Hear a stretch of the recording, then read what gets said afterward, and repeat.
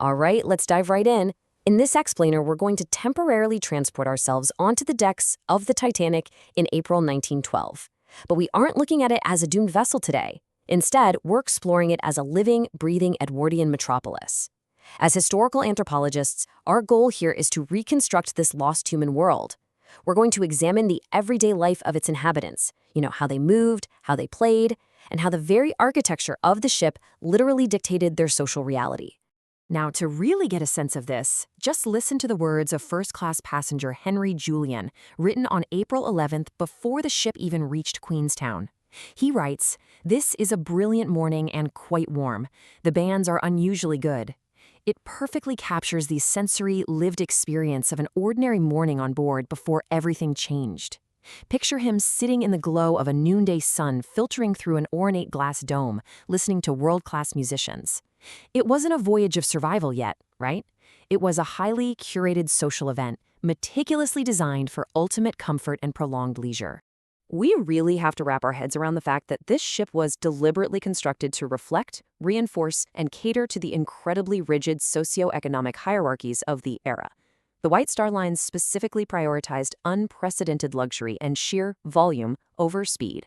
The physical decks, the locked gates, even the varying qualities of porcelain and iron in the washrooms, all of it was designed to manifest the Edwardian class system in steel and wood.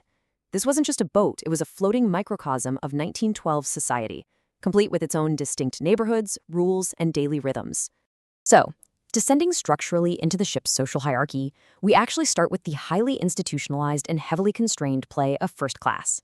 Up on the boat A and B decks, the physical recreation spaces were completely revolutionary for the time, but they were also incredibly rigid. They served to counteract the sedentary nature of sea travel, sure, but they did so while maintaining the absolute exclusivity of elite land-based institutions. Think London gentlemen's clubs or European spas. Everything up here was strictly structured by gender, age, and professional supervision.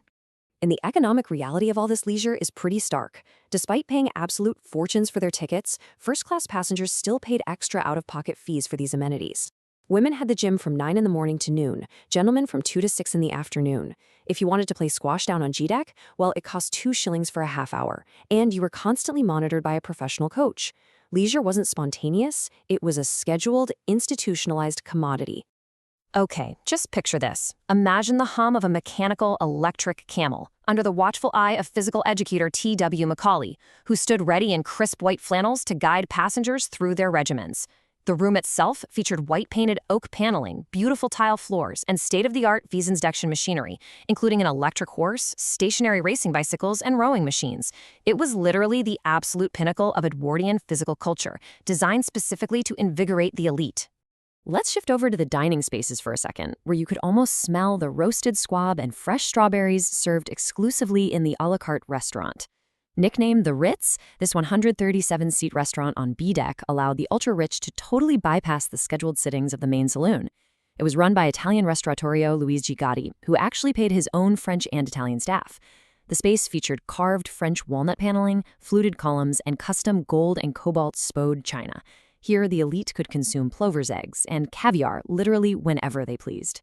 But as we descend into third class, the environment shifts dramatically from that institutionalized luxury to an organic, raucous communal life. Down in steerage, there were obviously no electric camels or private Turkish babs. The over 1,000 third-class passengers, mostly immigrants seeking a brand new life, lived in a completely different sensory world. Single men were berthed in the bow, while families and single women were back in the stern. And yet, despite the total lack of formal amenities, they created their own incredibly vibrant entertainment. It's a wild juxtaposition, honestly, contrasting the heavily constrained, passive leisure of the elite with the spontaneous, participatory joy of the steerage passengers. While first-class passengers sat in an opulent lounge modeled after Versailles, passively listening to a professional orchestra play Puccini or Tchaikovsky, third class was actively participating in their own fun. The steerage passengers were the ones most likely to travel with their own instruments, bringing their diverse cultural traditions to life in shared communal spaces.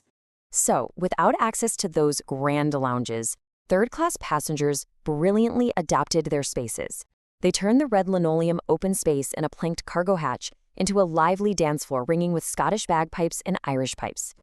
Located forward on D-deck, this communal shelter was surrounded by plain white enamel-painted steel walls.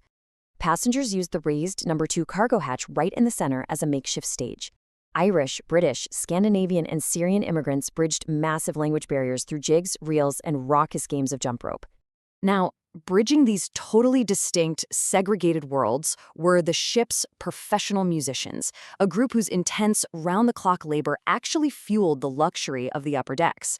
Operating as a musical concession, these 8 men sailed on a single second-class ticket. They were essentially working-class artists tasked with maintaining the atmospheric illusion of a luxury hotel for the upper classes. They weren't just playing background tunes, they were true masters of their instruments, executing incredibly demanding schedules. If you actually track the quintet's non-stop daily schedule, it is exhausting. It really reveals the hidden labor behind that elegant background music. Band leader Wallace Hartley and his men were constantly on the move. They'd start at 10 in the morning in the second-class foyer, haul their heavy cellos and sheet music up to the first-class boat deck by 11, play straight through afternoon tea, and continue deep into the night, finishing up past 10 o'clock. They were quite literally the auditory heartbeat of the ship, providing the soundtrack to everyone else's leisure. And they weren't just, background noise. They were true cultural mediators, forming genuine, silent bonds with the passengers they entertained. Just listen to what second-class passenger Kate Buss beautifully noted in a letter. "The cello man is a favorite of mine. Every time he finishes a piece, he looks at me and we smile." The performers made real human connections across those strict class divides. The music they played, whether classical pieces like the Tales of Hoffmann or popular waltzes, evoked a shared emotional experience in an otherwise rigidly stratified environment. But here is a really sobering reality. These artists were shockingly financially exploited by their shoreside agencies. Those agencies famously deducted 14 shillings and 7 pence from wages owed to a deceased violinist, and this was after the tragedy. The musicians were employed by the Black Brothers, concert agents who negotiated shutout deals with shipping lines to drastically cut wages, forcing the musicians to rely heavily on passenger tips just to get by. It's a harsh reminder of the economic realities that underpin that whole glittering Edwardian fantasy. Well, eventually, we reach the night of April 14th, where this entire carefully curated civilization abruptly faces the ultimate equalizer. When the ship struck the iceberg, those elaborate rules governing age, gender, and class segregation began to structurally fail. In an instant, the architecture of leisure became the architecture of survival. It really makes you wonder, right? How do rigidly defined spaces of leisure and class change when you're suddenly staring mortality in the face? The physical and social boundaries of the ship collapsed so rapidly as the vessel began to founder, and survival just became the only objective. What happens to a squash court, a Turkish bath, or a Versailles-inspired lounge when the freezing waters of the North Atlantic begin pouring in? The spaces themselves were instantly repurposed by pure human necessity. Take the gymnasium, for example. That once exclusive space transformed into this surreal, crowded refuge where passengers huddled together in heavy coats and lifebelts, just waiting for instructions. Think of that brightly lit room with the mechanical camels and stationary bicycles we talked about earlier. In the early hours of the sinking, it was one of the warmest places on the boat deck. Passengers gathered around the exercise machines, stepping out of the freezing air, entirely stripping the room of its elite recreational purpose and turning it into a desperate staging ground for evacuation. And then there's T.W. Macaulay. In a haunting display of devotion to his physical culture, Macaulay remained in his gym, actually joking that a bulky lifebelt would only slow him down while swimming. The resident physical educator, dressed in his crisp athletic wear, just couldn't reconcile the bulky, restrictive cork lifebelt with his identity as an agile, supremely fit instructor. It's such a poignant, almost anthropological detail about how deeply ingrained these social roles remained, even in the absolute face of imminent destruction. And as those cargo hatch dance floors flooded and the crystal chandeliers tilted, the musicians just kept playing. They offered a final, brave consolation to a dying microcosm. The band, carrying the heavy burden of their labor to the very end, moved out onto the deck. Whether they played ragtime or a somber hymn, their final performance wasn't for shillings or tips anymore. It was an act of profound psychological support, utilizing their trade to stave off panic, as the highly structured world they served literally slipped beneath their feet. So, I want to leave you with this provocative thought to consider long after this explainer ends. When the structured boundaries of a society suddenly wash away, what fundamental human truths are actually left behind? We've explored the Titanic today not as a disaster, but as a vibrant living city, from the mechanical camels of the elite to the joyous bagpipes on the cargo hatch. When you finally strip away the custom-spode china and the rigid rules of entry, you just find human beings seeking connection, comfort, and joy.